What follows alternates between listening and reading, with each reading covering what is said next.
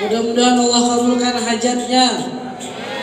Dan mudah-mudahan Allah berikan kebahagiaan dunia dan akhirat kepadanya. Dan mudah-mudahan Allah angkat derajatnya. Dan mudah-mudahan ini daya anak-anak murid, guru-guru daripada ini daya yang membantu beliau. Mudah-mudahan dalam keberkahannya Allah Subhanahu wa taala, dalam karunia-Nya Allah Subhanahu wa taala, dalam taufik inayahnya Allah Subhanahu wa taala. Amin ya rabbal alamin. Kemudian yang kita hormati, yang kita muliakan dewan guru, tengku-tengku, ahlul ilm, dan juga perangkat kampung, dan juga kepada tokoh-tokoh masyarakat, hadirin hadirat, mudah-mudahan pertemuannya kita, perkumpulannya kita dalam keberkahannya Allah Subhanahu wa taala. Mudah-mudahan semoga Allah kumpulkan kita di ini majelis, ini pertemuan, di ini daya. Mudah-mudahan Allah kabulkan semua hajatnya kita. Allah ampuni semua dosa-dosanya kita. Dan mudah-mudahan Allah rubah sifatnya kita dengan sebaik-baiknya sifat, sebaik-baiknya keadaan. Amin ya rabbal alamin. Alhamdulillah, bersyukur kepada Allah Subhanahu wa taala. Allah mengumpulkan kita di hidayah, di tempat yang baik, di tempat yang dimuliakan oleh Allah Subhanahu wa taala. Dayah Darul Ulum. Apa artinya? Apa artinya? Rumah ilmu, wadahnya ilmu, tempatnya ilmu. Sehingga di ini tempat kita mendapatkan akan banyaknya ilmu. Apalagi malam ini malam hal yang kelima. Udah 5 tahun berjalannya ini daya, betul tidak? Salah satu hadiah spesial buat ini kampung, buat ini daerah, sehingga apa? Yang perhatian kepada ini daya akan mendapatkan keberuntungan nanti di akhirat. Sekarang bisa dan memperhatikan ini daya, gak datang ke ini daya, gak menitipkan anak ke ini daya, gak ada perhatiannya kepada ini daya, gak belajar ini daya. Biasa sekarang silahkan, tapi suatu saat nanti di akhirat akan menyesal yang luar biasa. Di daerah ini ada ahlul ilm, ada ulama, ada tengku, ada abati, tapi dia gak mengambil manfaat dari segi agama, sehingga menyesal nanti di akhirat. Na'udzubillah min dzalik. Dan tuntutan, gak ada lagi maaf untuk orang ini kampung. Gak ada lagi maaf, saya gak tahu, saya gak dapat kabar, saya awam. Gak ada. Karena apa? Nama dayahnya udah luar biasa, tempatnya ilmu, dan beliau belajar dari guru ke guru. Yang kita semua tahu, Abu Tanamirah mencetak banyaknya ulama di berbagai daerah, sehingga yang gak belajar, yang gak perhatian akan menyesal nanti suatu saat. Karena apa? Allah menitipkan mutiara tapi tidak memanfaatkan itu mutiara. Mudah-mudahan yang perhatian, mudah-mudahan yang membantu, mudah-mudahan yang memikirkan ini daya, mudah-mudahan dalam keberkahannya Allah Subhanahu wa taala, dalam rahmatnya Allah Subhanahu wa taala, dalam ridhonya Allah Subhanahu wa taala, dalam perhatiannya Allah Subhanahu wa taala. Amin ya rabbal alamin. Kita menyebutkan ini tempat yang mulia karena ini tempat membahas tentang Rasulullah, ini tempat membahas tentang ilmu. Kemudian kita dikumpulkan oleh Allah di malam yang mulia. Menjadi pertanyaan, apakah ada hari yang gak mulia? Ada tidak? Ini semua diam semuanya. Ada tidak hari yang tidak mulia? Gak ada. Malam yang tidak mulia? Gak ada. Masih ada pertanyaan-pertanyaan yang anehnya. Sebagian saudara kita di Aceh mempertanyakan, saya mau buat hajat di hari ini, tanggal ini, tahun ini, apakah boleh? Oh, itu hari tidak baik, digeser ke hari yang lain. Gak ada. Semua hari itu baik, tergantung sama niatnya. Kalau niatnya tidak baik, maka itu hari gak baik. Semua hari itu baik. Karena apa? Husnudzon kepada Allah Subhanahu wa ta'ala. Sehingga Allah kumpulkan kita di tempat yang mulia, di majelis yang mulia, mulia. Mudah-mudahan Allah muliakan kita semuanya. Amin ya rabbal alamin. Hadirin hadirat yang dimuliakan oleh Allah. Pertanyaan saya, mana laki-lakinya? Udah pulang? Oh, halangan. Biasanya saya dengar halangan itu perempuan. Sekarang kok udah laki-lakinya yang halangan. Tapi mudah-mudahan, mungkin karena yang laki-laki tadi khidmat, betul tidak? Membantunya ini acara, betul tidak? Iya. Tadi ramai, kemudian pulang, capek, tidur. Ibu-ibu nggak capek? Capek. Jangan terpaksa dengan ceramah saya. Sehingga kita duduk untuk memperingati Rasulullah, untuk senang kepada Rasulullah, untuk menyebutkan nama Rasulullah, untuk membangkitkan ini hati cinta kepada Nabi besar Muhammad Sallallahu Alaihi Wasallam. Ulama terkadang pernah mengibaratkan akan kecintaan kepada Rasulullah, yaitu kecintaan kepada Rasulullah melebihi semua cinta yang ada. Semuanya pernah mendengar cerita Laila Majnun, betul tidak? Tahunya dari mana? Dari lagu Aceh itu, betul tidak? Gimana lagunya? Udah deh, dari lagu ini. Kita bukan lagi konser. Sehingga tahu dari itu lagu dan lain sebagainya. Tapi tahu tidak, ini Laila Majnun, ini nama perempuan.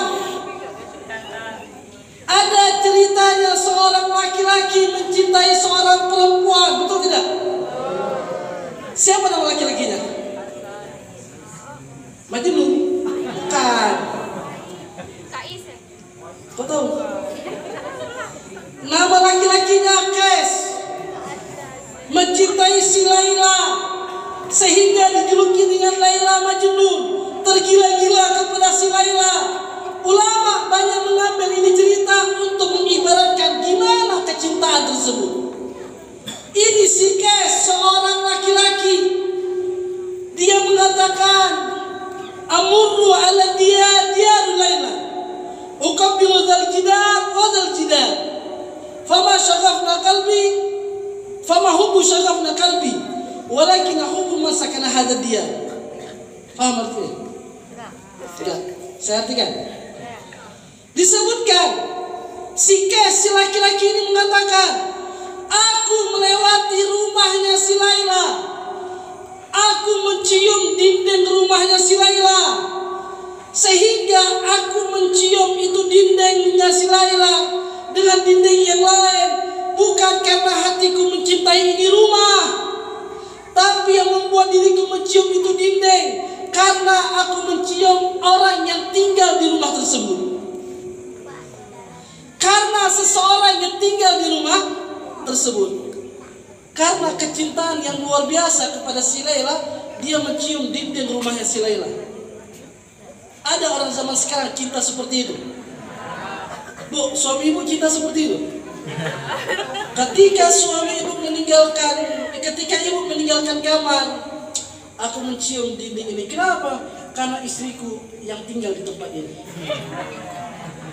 Anak muda sekarang yang pacaran, yang mereka terbelenggu dalam maksiat, yang mereka mencintai yang bukan muhrim dengan tanpa ada ikatan yang halal, yang mereka mengatakan dunia milik kita berdua, yang lain sewa.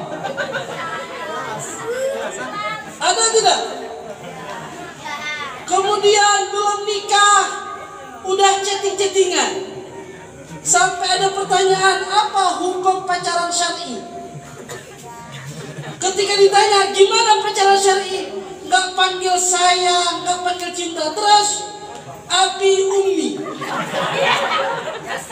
Ini kita ketahuan, kita ketahuan.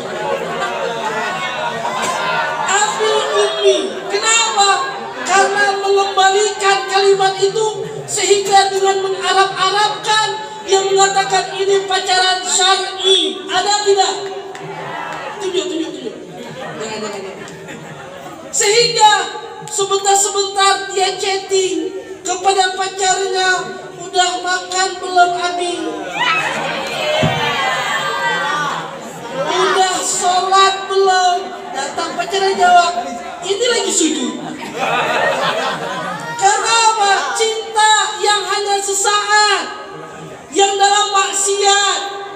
sampai pernah terjadi di sebagian daerah bunuh diri gara-gara pacaran. Ini semua daripada bisikan syaitan. Na'udzubillah min dzalik. Ada orang tua yang saking parahnya ini orang tua, ketika anaknya pacaran, yang dia pacar sama laki-laki yang soleh, dan orang tuanya mengatakan, "Nak, tolong titip anaknya saya ya. Saya tenang kalau anak saya pacaran sama kamu.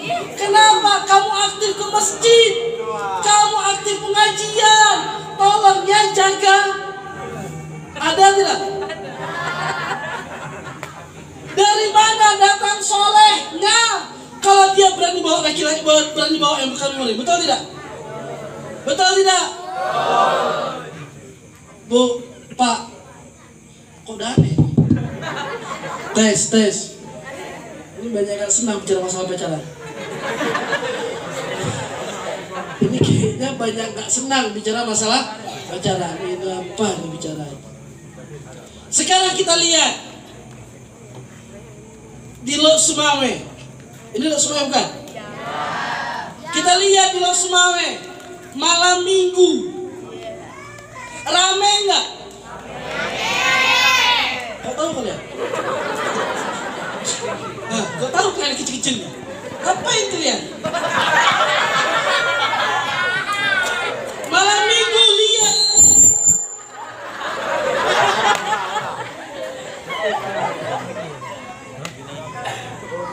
Tes. Setiap majelis Abati pasti tahu kalau dalam melakukan pengajian, majelis, dakwah, terkadang yang soundnya rusak, betul tidak? Nanti yang anak kecil nangis, betul tidak? Yang anak kecil lewat, betul tidak? Yang suara HP bunyi, betul tidak? Ada yang menghilangin fokus, betul tidak? Dan itu pasti terjadi setiap majelis, betul tidak? Kenapa? Cobaan. Kayak baru siap buat maksiat jadinya, bukan cobaan. Karena syaitan gak bisa datang ke pengajian, gak bisa datang ke majelis, gak bisa datang yang di situ ada membahas agama, sehingga untuk menghilangkan fokus semuanya dibuat ada untuk hilangkan fokus, betul tidak? Apalagi lagi pengajian, Abati lagi jelaskan, becak lewat dilihatin. Kok ditanya kenapa lihat becak? Gak tahu, lihat aja. Betul tidak? Lagi belajar, anak kecil lewat dilihatin. Kenapa? Karena untuk menghilangkan fokus di dalam ilmu agama, untuk menghilangkan fokus dalam keberkahannya Allah. Mudah-mudahan kita semuanya dalam keberkahannya Allah Subhanahu wa taala. Amin ya rabbal alamin. Hadirin hadirat, sekarang kita lihat di Lok Sumawe kondisi sekarang malam Sabtu, malam Minggu, lihat apa yang dibuat di Lok Sumawe. Ramai, ikut tren, keluar, sehingga apa yang mereka lakukan? Maksiat di jalannya Allah sebagiannya orang, sebagian lagi bawa keluarga. Tapi yang anehnya ada orang tua malah menganggap enteng anak gadisnya. Kayaknya saya harus tutup sekarang ini ya. Anak gadisnya keluar malam Minggu, malam Sabtu, anggap biasa.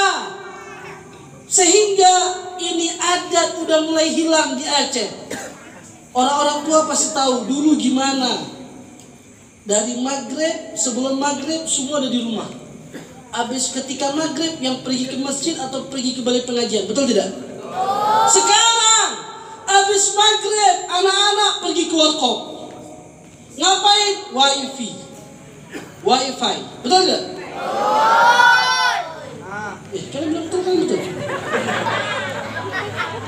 Sehingga kita kembali ke dalam pembahasan yang tadi kita sampaikan, ini tentang si Laila. Si Kes terlalu cinta kepada si Laila sampai dia mencium itu dinding rumahnya si Laila, sehingga tidak ada kecintaan. Sehingga kalau seandainya ini si Kes mencintai si Laila begitu luar biasa, maka kita harus melebihi cinta kepada Rasulullah, melebihi cintanya si Kes kepada si Laila.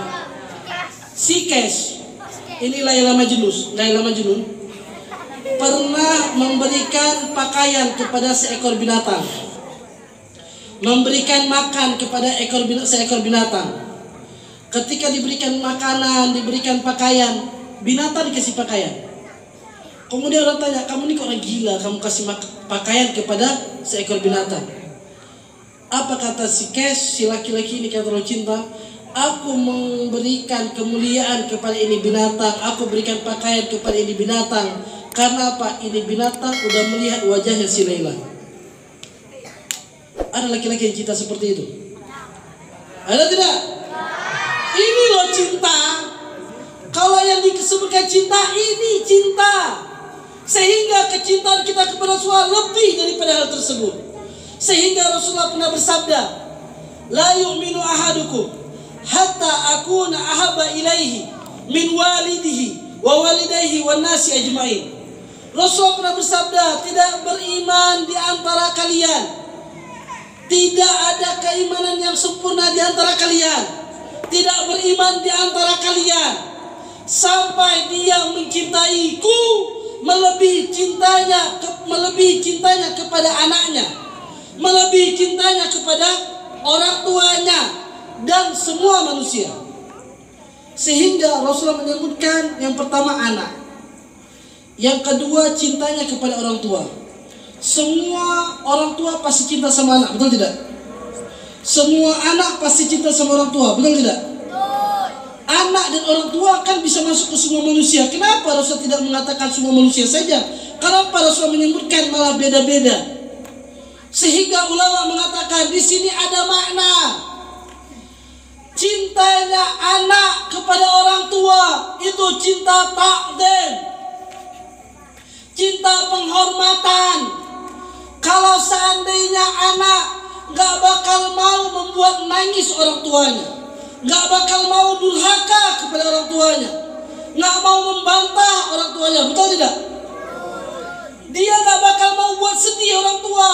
Sehingga Rasul mengatakan tidak beriman di antara kalian kecuali melebihi cintanya kalian kepada orang tua, tidak mengurangi akan rasa hormat kepada orang tua, tanpa merendahkan kepada orang tua. Tapi berapa banyak yang sekarang ini yang dia meremehkan Rasulullah, nggak mau buat nangis orang tuanya, tapi membuat nangis Rasulullah, membuat sedih Rasulullah, membantah syariatnya Rasulullah. Sholat dia tinggalkan, kewajiban dia tinggalkan, maksiat dia lakukan. Na'udzubillah min dzalik. Kalau seandainya kita nggak membantah orang tua, maka jangan bantah juga kepada Nabi besar Muhammad sallallahu alaihi wasallam. Sehingga kebalikannya, cintanya orang tua kepada anak. Kalau seandainya kita orang tua, semua orang tua tahu orang tua pasti cinta kepada anak, betul tidak? Sehingga kalau seandainya orang tua cinta kepada anak, Rasulullah mengatakan tidak beriman di antara kalian kecuali cintanya kalian melebihi cintanya orang tua kepada anak. Orang tua anak 3 hari nggak ada di rumah stres ya. Orang tua anak sakit stres. Orang tua anak nggak ada kabar stres, kepikiran. Tapi banyak orang tua sekarang anaknya nggak kenal Rasulullah biasa, anaknya meninggalkan sholat biasa, anaknya nggak cinta kepada Rasulullah biasa, anaknya minum berdiri biasa, anaknya nggak kenal Rasulullah biasa. Sehingga itu rumah nggak pantas disebutkan pecinta Nabi besar Muhammad sallallahu alaihi wasallam. Sehingga dibuat maulid yang seperti ini oleh guru kita Abadi Khairat untuk mengenal diri kita kepada Nabi besar Muhammad sallallahu alaihi wasallam. Sekarang kita telah kurang figur. Kita ingin mencontohkan siapa? Yaitu contoh Rasulullah. Kita ingin contohkan kepada siapa? Yang sekarang kita yang patut kita contohi yaitu Nabi besar Muhammad sallallahu alaihi wasallam. Banyak orang sekarang mencontohi artis, betul tidak? Betul. Orang sekarang lebih kenal artis-artis daripada keluarga Rasulullah. Betul tidak? Bu, salah atau betul? Ibu-ibu lebih kenal gosip daripada Rasulullah. Betul tidak? Salah. Kalau salah saya mau tanya. Yang laki-lakinya lebih kenal pemain bola daripada Rasulullah. Salah atau betul? Salah. Salah. Sehingga kalau salah saya mau tanya, siapa yang bunuh Abu Lahab?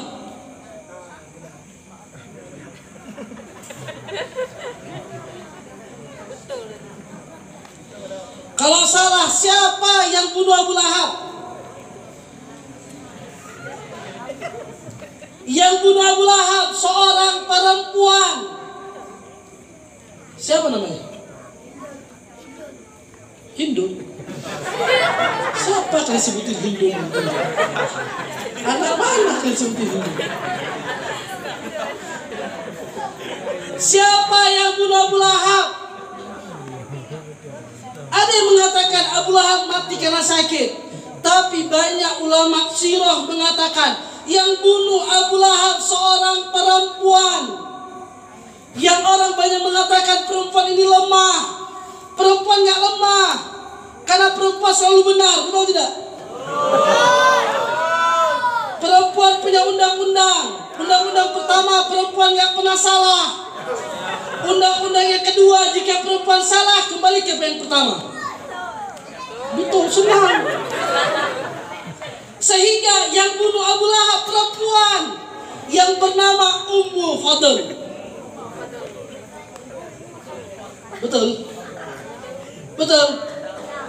Ketika waktu tersebut Ummu Fadl melihat Abu Lahab sedang mencekek budaknya, kemudian datang Ummu Fadl melempar dengan kayu, ada yang mengatakan dengan batu di kepalanya. Kemudian setelah itu bercucuran darah ini kepalanya Abu Lahab. Kemudian dia pulang ke rumah, dan ketika itu nggak sembuh-sembuh penyakit kepalanya sampai dia mati. Karena itu ulama mengatakan yang bunuh Abu Lahab itu perempuan. Sampai busuk kepalanya Abu Lahab. Ini tentang satu. Yang kedua saya bertanya, kenal tidak sama yang namanya Ummu Jamil? Katanya cinta.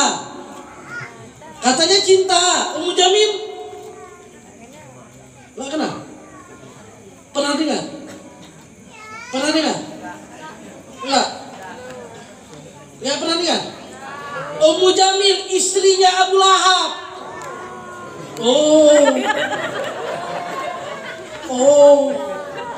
Ummu Jamil istrinya Abu Lahab. Cantik, tapi istrinya Abu Lahab. Sehingga Ummu Jamil pernah datangin mencari Rasulullah. Mana itu Muhammad? Karena apa? Turun surat Tabbat yada Abi Lahabin wa tab. Mana itu Muhammad? Dia telah membuat syair untuk mencaci maki, untuk merendahkan keluargaku. Sehingga apa?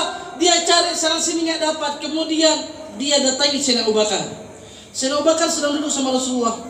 Dia datangi, tapi dia nggak melihat wajahnya Rasulullah. Dia nggak lihat di depan Sayyidina Abu Bakar itu Rasulullah. Sehingga ditanya oleh Ummu Jamil, mana Muhammad? Dia beraninya membuat syair untuk menjelekkan keluargaku. Di tangannya batu. Sehingga Sayyidina Abu Bakar melihat Ummu Jamil, lihat ke Rasulullah. Kemudian lihat Ummu Jamil lagi, lihat Rasulullah. Karena dia heran, di depannya Rasulullah, tapi dia mempertanyakan tentang Rasulullah.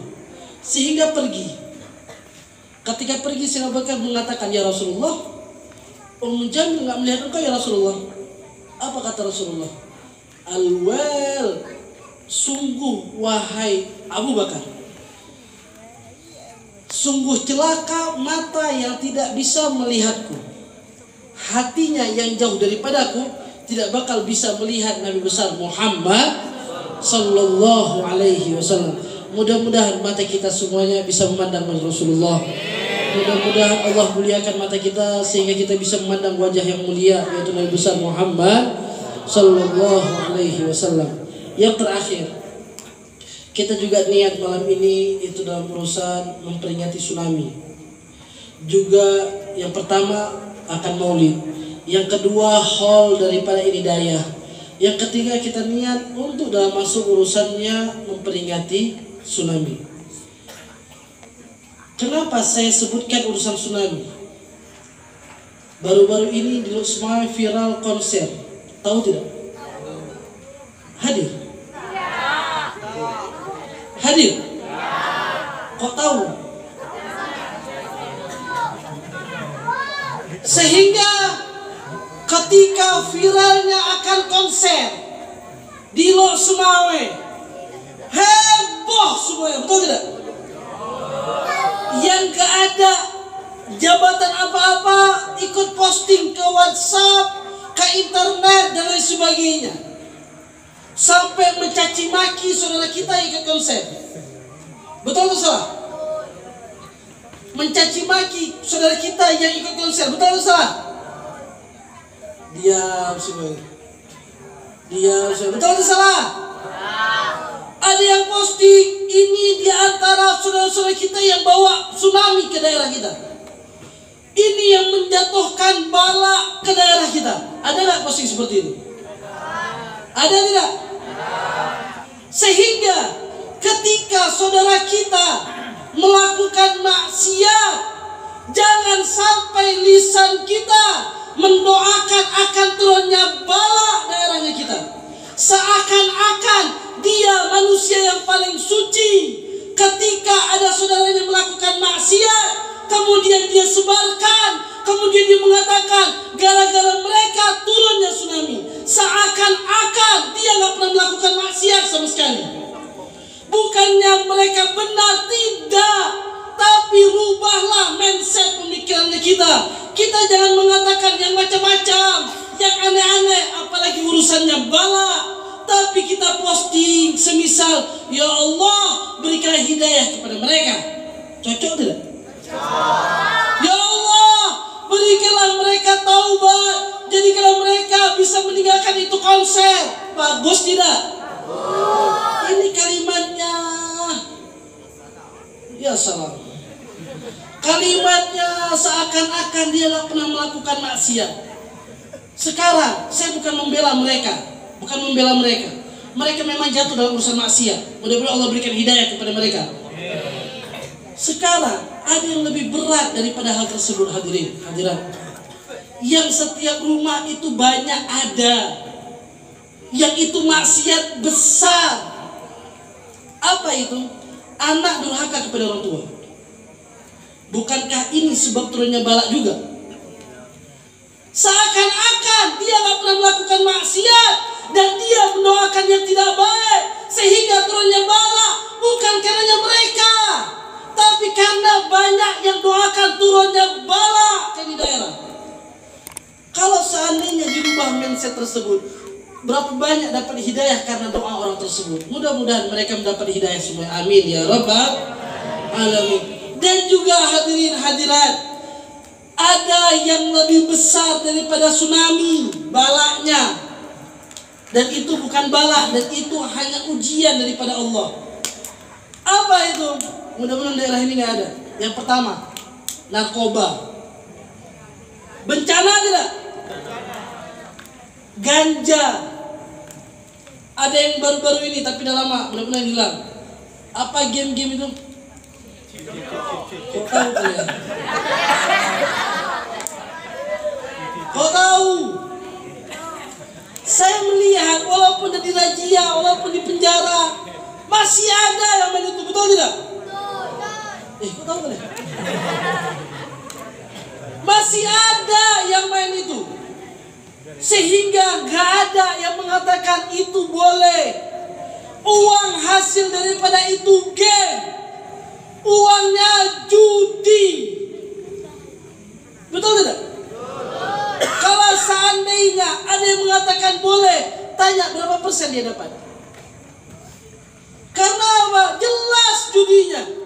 Apalagi ada orang tua sekarang ini malah menghasilkan uang daripada itu. Na'udzubillah min dzalik. Sehingga hadirin hadirat, Jaga keluarga kita, ini bencana besar di daerahnya kita. Jaga, perhatikan, jangan hanya sembarang kasih handphone kemudian aman. Naudzubillah min dzalik. Mudah-mudahan Allah jaga keluarga kita semuanya. Allah lindungi keluarga kita semuanya, dan mudah-mudahan Allah berikan perlindungan buat rumahnya kita, keluarganya kita, buat ini daerah, dan mudah-mudahan Allah jadikan kita semuanya hamba-hamba yang mengikuti daripada sunnahnya Rasulullah, jejaknya Rasulullah. Amin ya rabbal alamin. Udah selesai? Belum. Sebagian ngantuk, kalian belum? Udah selesai belum? Udah, karena bahasa tajib, betul tidak? Maka yang terakhir kita doa. Semua yang terakhir. Bismillahirrahmanirrahim. Alhamdulillahirabbil alamin. Allahumma shalli wa sallim ala sayyidina Muhammad wa ala sayyidina Muhammad. Wa laqad ashartu lana ajibun wasafatuhil qulubat wa hijal asjana. والله قد أثنى فما يسوي القول منا أو يكون ثنانا، لكن نحن في سريرك نعلم دين صفوة ربنا وحدانا، وإذ بززنا بالموارد ها هنا نرفع إلي فخرنا ورجانا، للوحد هدي علي إلهنا متوسلا إليه دعانا، وخضره وحبيبه وسفيه زين الوجود به الإله وحبانا. يا ربنا يا ربنا يا ربنا بالمصطفى قبلنا أجب دعوانا. أنت لنا يا ذخرنا في هذه الدنيا وفي أخرانا. أصلح من الأحوال واغفر ذنبنا ولا تؤاخذ بنا خطانا. واسلك بنا في نهج طه المصطفى ثبت على قدم الحبيب خطانا. أرنا بفضل منك طلعت أحمد في بهجتنا من رضا ترعانا. واربط به في كل حال حبلنا وحب من ود ومن والانا. والمسلم ومن أجاب نداءنا وذنبك وظالما أوصانا. والحاضرين والسعيان في جمعنا ها نحن بين يديك أنت ترانا. ولخرجنا من فوقك سلنا واسمع بفضلك يا سميع دعانا. وصلنا سنة طافي بك الأرض واخنا كل من عادانا. وارد إلينا واسكنك سرحنا واشفي وعافي عاجلا مرضانا. واغفر لنا الحاجات واحسن ختمنا عند الممات واصلح عقبانا. يا ربي واجمعنا واحبابا لنا في ذلك الفردوس يا رجوانا. يا ربي واجمعنا واحبابا لنا في ذلك الفردوس يا رجوانا. يا ربي واجمعنا واحبابا لنا في ذلك الفردوس يا رجوانا. بالمصطفى صل عليه واله طهر كره صبا عصانا. سبحان ربك رب العزة عما يصفون والسلام على المرسلين والحمد لله رب العالمين.